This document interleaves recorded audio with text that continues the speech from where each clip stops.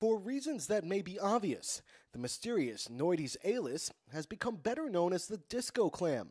Researcher Lindsay Doherty fondly recalls the first time she saw one. I was just blown away. I mean, I've dove with great whites, I've dove with humpback whales, I've dove with whale sharks, and the disco clam I was immediately enamored. It began, like so many love affairs, with the lips. The disco clam has the brightest smile in the ocean, with lips that flash like a strobe light. Doherty says many people confuse the clam's flashy light show with bioluminescence, which produces light through a chemical reaction. She says the clam's shiny lips represent one of nature's best examples of the ability to reflect light. What I found when I looked at their tissue is that their tissue is basically half filled with these small particles that reflect light very well, and half of the tissue is empty. It's literally a dividing line down the tissue.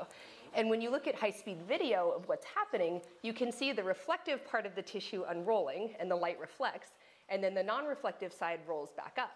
And if you do high-speed video, you can see that this is happening 5 or 6 times a second, which makes it look like it's literally flashing. This reflective ability is so highly adapted that the clam can produce its display deep underwater, where very little light penetrates.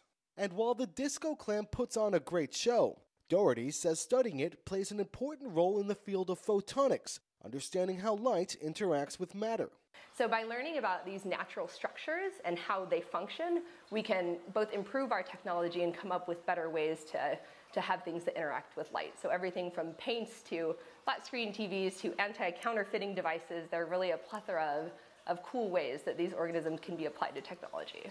Doherty says she's also trying to figure out why the clam puts on a show. She says it could be to attract prey or frighten off predators. Or she says it could be that the disco clam is simply looking for a mate to boogie with.